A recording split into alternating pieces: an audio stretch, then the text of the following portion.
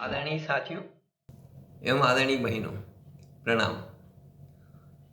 हम या हमारे घरों में आप आए दिन देखते होंगे कि बहुत सारे लोग सवेरे सवेरे 4-5 तरह की गोलियां सुबह सुबह खाली पेट लेने को मजबूर हैं। कोई बीपी की गोली ले रहा है, कोई डायबिटीज़ की गोली ले रहा है, शुगर की, कोई थायराइड की गोली ले रहा है, कोई एसिडिटी की गोली ले रहा है, तो कोई खून पतला होने की गोली ले रहा है। अब थोड़ा सा अपना विवेक को दौड़ाइए। यदि आपका विवेक शून्य नहीं है तो थोड़ा सा विवेक से सोचिए। मैं आपको बहुत गंभीर परिस्थितियों से सावधान करना चाहता हूं। ये बहुत सामान्य ज्ञान की बात है कि कोई भी दो चीज़ें मिलती है तो दो चीज़ों के संयोग से तीसरी चीज़ पैदा होती है। आप पानी में शक्कर डालेंगे, पानी मीठा हो जाएगा, पानी में नमक डालेंगे, पानी खारा हो जाएगा। तीसरी चीज़ पैदा हो गई। शक्कर और पानी के संयोग से मीठा पानी, शक्कर और नमक के संयोग से, नमक और पानी के संयोग से खारा पानी।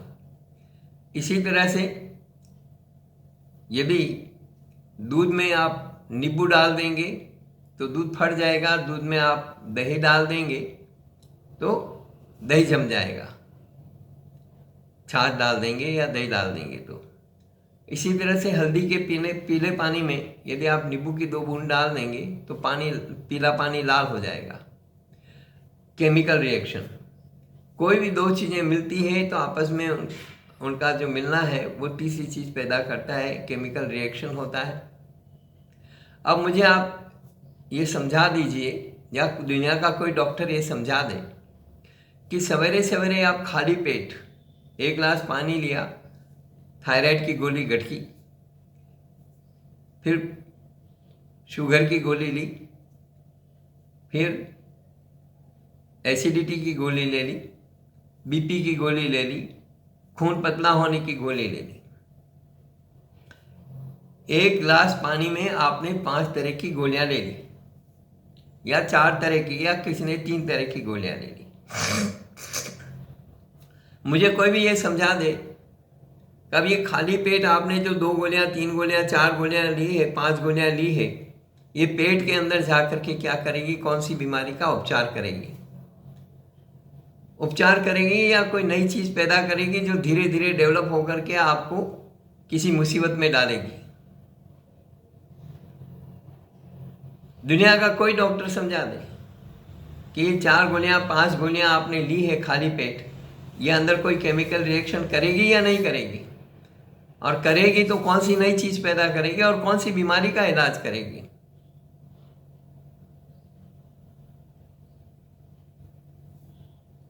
अब तक मैंने सैकड़ों डॉक्टरों के सामने पूछा,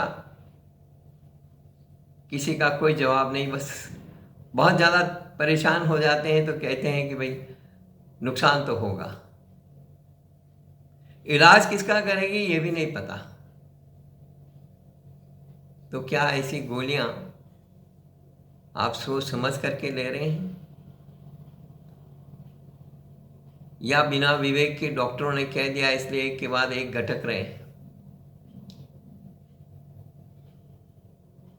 थोड़ा सा अपना समझ बनाइए दवाइयों के बारे में कि ये दवाइयां हैं या जहर हैं।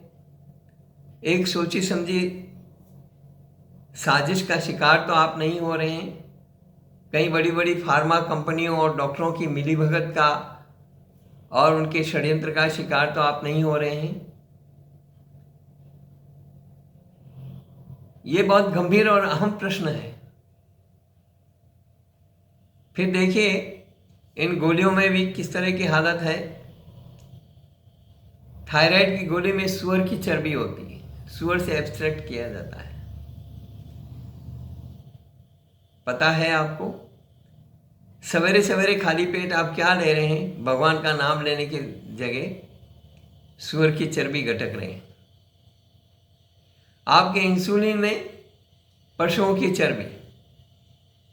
आपके जितने भी कैप्सूल हैं जिलेटिन पाउडर से बने हुए हैं। जिलेटिन पाउडर है हड्डियों का चूरा।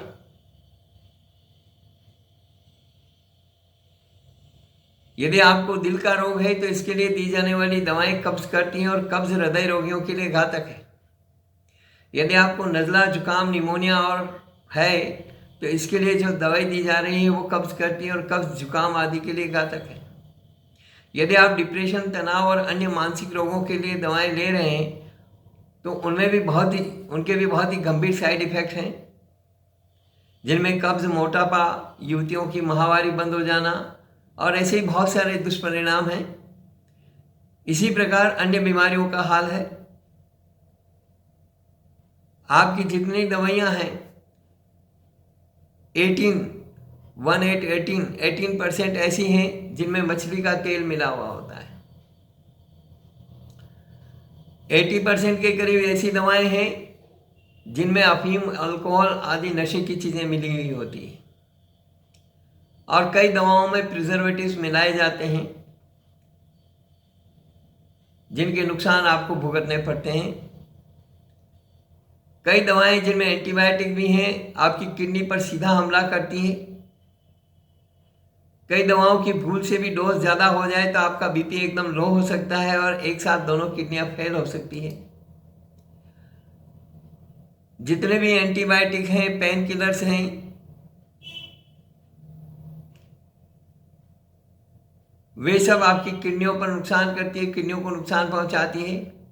यदि आप एसिडिटी की गोली नियमित रूप से लेंगे तो कैंसर कभी न कभी जिंदगी में आपका दरवाज़ा खटखटाने वाला है और आपकी किडनियां भी खराब होने वाली है।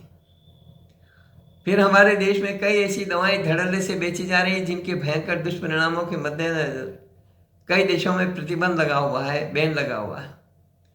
वहीं कई ऐसी दवाएं भी धड़ल्ले से बेची जा रही है जिनको सरकार की अप्रूवल भी नहीं है। ये खतरनाक दवाइयाँ आपका शरीर बर्बाद कर देगी।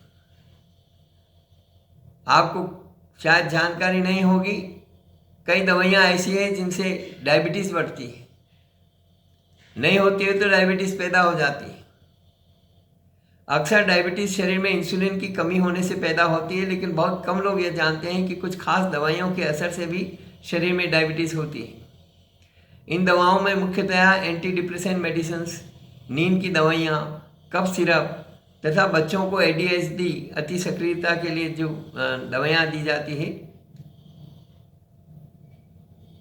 वे शामिल हैं।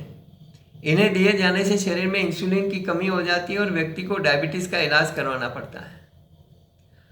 बिना वजह लगाई जाती है कुछ वैक्सीन लोगों को किसी बीमारी के इलाज के लिए लगाई जाती है, परंतु कुछ वैक्सीन ऐसी हैं जो या तो बेअसर हो चुके हैं या फिर वायरस को फैलाने में मदद करती है, जैसे कि फ्लू वायरस की वैक्सीन।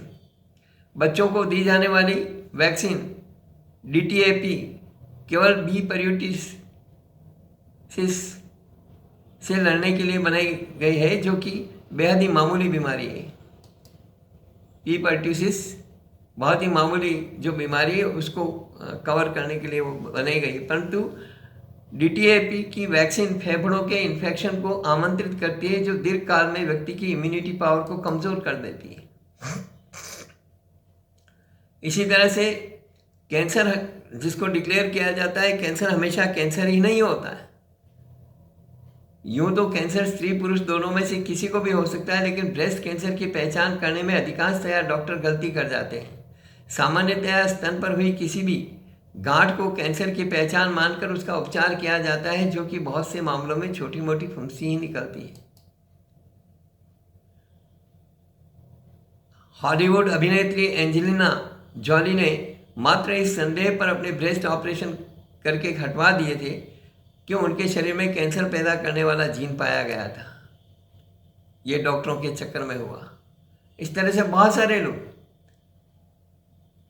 बहुत सारे ऐसे लोग ब्रेस्ट का ऑपरेशन करवा देते हैं, कटवा देते हैं डॉक्टरों के चक्कर में। वस्तुतः उनको ब्रेस्ट कैंसर होता नहीं है, मामूली गठान होती है जो कैंसर नहीं होता। हर गठान कैंसर नहीं होती। दवाइयाँ भी कैंसर पैदा करती है। आपके ब्लड प्रेशर की जो दवाइयाँ हैं उनसे, एंटीबायोटिक दवाओं से कैंसर होने का खतरा 3 गुना बढ़ जाता है। ऐसा इसलिए होता है क्योंकि ब्लड प्रेशर की दवाइयाँ शरीर में कैल्शियम चैनल ब्लॉकर्स की संख्या बढ़ा देती है, जिससे शरीर में कोशिकाओं के मरने की दर बढ़ जाती है और प्रतिक्रिया स्वरूप कोशिकाएं बेकार होकर कैंसर की गांठ बनने लग जाती हैं। एस्पिरिन लेने से शरीर में इंटरनल ब्लीडिंग का खतरा बढ़ जाता है, जबकि डॉक्टर कहते हैं हमेशा एस्पिरिन फटाक से यदि कुछ भी है तो मुंह में एस्पिरिन ले लीजिए। हार्ट अटैक तथा ब्लड क्लॉट बनने से रोकने के लिए दी जाने वाली दवाई एस्पिरिन से शरीर में इंटरनल ब्लीडिंग का खतरा लगभग 100 गुना बढ़ जाता है। इससे शरीर के आंतरिक अंग कमज़ोर होकर उनमें ब्लीडिंग शुरू हो जाती है। एक सर्वे में पाया गया है कि एस्पिरिन रोजाना लेने वाले पेशेंट्स में से लगभग 10,000 लोगों को इंटरनल ब्लीडिंग का सामना करना पड़ा है। इसी तरह से आजकल हर छोटी छोटी बात पर डॉक्टर एक्सरे करवाने लगे हैं, और एक्सरे ही नहीं, सीटी स्कैन मामूली बात हो गया, एमआरआई मामूली बात हो गया। क्या आप जानते हैं कि एक्सरे करवाने के दौरान निकलने वाली घातक रेडियो एक्टिव किरणें कैंसर पैदा करती हैं? एक मामूली एक्सरे करवाने में शरीर को हुई हानि की भरपाई करने में कम से कम एक साल का समय लग जाता है। ऐसे में यदि किसी को एक से अधिक बार एक्सरे करवाने पड़े तो सहज ही अंदाजा लगाया जा सकता है कि उसका भविष्य में क्या होने वाला है। इसी प्रकार एक सीटी स्कैन एक आए दिन कहते हैं डॉक्टर सीटी स्कैन करवा लीजिए। अब जब एक्सरे की यह हालत है तो एक सीटी स्कैन का मतलब है 700 एक्सरे जितना रेडिएशन। अब आप समझिए कि आपको कितना रेडिएशन हो रहा है और किस तरह से खतरा पैदा हो रहा है आपके शरीर को। सीने में जलन की दवाई आंतों का अल्सर साथ में लाती है। बहुत बार खान पान या हवा पानी में बदलाव होने से व्यक्ति को पेट की बीमारियां हो जाती है। इनमें से एक है सीने में जलन, जिसके लिए डॉक्टर एंटी गैस्ट्रिक दवाइयां देते हैं। इन मेडिसिन से आंतों का अल्सर होने की संभावना बढ़ जाती है। साथ ही साथ हड्डियों का क्षरण भी होता है। शरीर में विटामिन B12 को एब्जॉर्ब करने की क्षमता कम हो जाना, ये सारा इससे होता है और व्यक्ति को बीमारियां घेर लेती है। और जब विटामिन B12 कम हो जाता है तो ये ढिंडोरा पीटा जाता है कि विटामिन B12 मांसाहार में ही मिलता है, शाकाहार में उपलब्ध नहीं है। मतलब कुल मिलाकर के ये सारा का सारा शाकाहारियों के प्रति किस तरह का व्यवहार है, किस तरह से उनको पथभ्रष्ट किया जा रहा है अनावश्यक रूप से। जबकि बहुत सारी शाकाहारी चीजें हैं जिनमें विटामिन B12 भरपूर मात्रा में होता है। सबसे दुखद बात यह होती है कि जब इनमें से कुछ दवाइयां बीमारी को दूर तो नहीं करती परंतु साइड इफेक्ट अवश्य लाती है। दवाइयों और लैब टेस्ट के डॉक्टर्स कमाते हैं मोटा कमीशन। यह अब छिपी हुई बात नहीं। डॉक्टरों की कमाई का एक मोटा जरिया दवाइयों के कमीशन से आता है। यही नहीं, डॉक्टर किसी खास लेबोरेटरी में ही मेडिकल चेकअप के लिए भेजते हैं, जिसमें भी उन्हें अच्छी खासी कमाई होती है कमीशन से। कमीशन खोरी की इस आदत के चलते डॉक्टर अक्सर जरूरत से ज़्यादा मेडिसिन दे देते हैं। जुकाम सही करने के लिए कोई दवाई नहीं है। नाक की अंदरूनी त्वचा में सूजन आ जाने से जुकाम होता है। अभी तक मेडिकल साइंस इस बात का कोई कारण नहीं ढूंढ पाया है कि ऐसा क्यों होता है, और ना ही इसका कोई कारगर इलाज ढूंढा जा सका है। डॉक्टर जुकाम होने पर एंटीबायोटिक्स लेने की सलाह देते हैं, परंतु कई अध्ययनों में यह साबित हो चुका है कि जुकाम 4 से 7 दिनों में अपने आप ही सही हो जाता है। जुकाम पर आपके दवाई लेने का कोई असर नहीं होता। हाँ, आपके शरीर की एंटीबायोटिक के साइड इफेक्ट जरूर झेलने पड़ते हैं। इसी तरह से स्किन प्रॉब्लम्स की भी बहुत भयावह स्थिति है। कोई सही ट्रीटमेंट नहीं है। आए दिन ऐसी ऐसी दवाइयाँ स्किन ट्रीटमेंट के लिए दी जाती है कि जिनके गंभीर साइड इफेक्ट होते हैं। इसी तरह से एंटीबायोटिक, स्टेरॉइड और पेन किलर्स से लीवर को तो नुकसान होता ही है, किडनी भी डैमेज होती है और हो सकता है कैंसर। अब ये बात ग्रामीण आबादी को छोड़ दें तो लगभग किसी से छिपी नहीं है। मेडिकल साइंस की सबसे अद्भुत खोज के रूप में सराही गई दवाएं एंटीबायोटिक्स हैं, लेकिन कमीशन और मोटी कमाई के लालच में डॉक्टर्स व फार्मा कंपनियों के गलत आचरण से अब ये आम आदमी के लिए जहर बन गई। क्या आप ऐसी दवाओं से अपना उपचार चाहते हैं, या आप ऐसा घरेलू उपचार पसंद करेंगे जो विज्ञान की कसौटी पर खड़े हैं और आपको कोई साइड इफेक्ट नहीं देते, बल्कि आपको हमेशा के लिए निरोगी बनाए? उपचार की ये चीज़ें आप स्वयं अपने हाथों से अपने घर में तैयार कर सकें। सोचिए ज़रा। कोरोना में आपने बहुत सजा भुगती है। कोरोना में देखा है लोगों का हाल। कई लोगों का एलोपैथी से मोह भंग हुआ है, लेकिन उन्हें दूसरा ऑप्शन नहीं मिल रहा, क्योंकि उनकी नॉलेज बहुत कम है। यदि वे कोशिश करेंगे तो ऐसे ऐसे विज्ञान की कसौटी पर खरे उपचार उनको मिलेंगे जिनसे किसी भी प्रकार का कोई साइड इफेक्ट नहीं होता और मेडिकल ट्रीटमेंट से ज़्यादा क्विक रिलीफ उनको मिलता है। कोरोना का ही उदाहरण ले लीजिए। कोरोना में अस्पताल में 14-14 दिन तक लोगों ने नरक भुगती है, जेल भुगती है, और हमने 5-5 दिन में लोगों को ठीक किया, आराम से, कोई दिक्कत नहीं हुई। तो सोचिए कि हमारे साथ में क्या हो रहा है, किस तरह से ये फार्मा कंपनियां और डॉक्टर्स सब मिली भगत करके किस तरह से हमारे शरीर के साथ, हमारे जीवन के साथ खिलवाड़ कर रहे हैं, और आप किस प्रकार से इनसे बच सकते हैं। आज नहीं तो कल इसी रास्ते पे आपको आना पड़ेगा। जितना जल्दी चेतेंगे उतना जल्दी आपको लाभ मिलेगा। धन्यवाद। यदि आपको मेरा वीडियो अच्छा लगा हो तो लोगों को सावधान करने के लिए इसे अधिकतम शेयर करें और लाइक करें। लोगों को प्रेरित करें कि वे हमारे चैनल को सब्सक्राइब करें, ताकि ज़्यादा से ज़्यादा लोगों को इन सारी चीज़ों का लाभ मिल सके। धन्यवाद।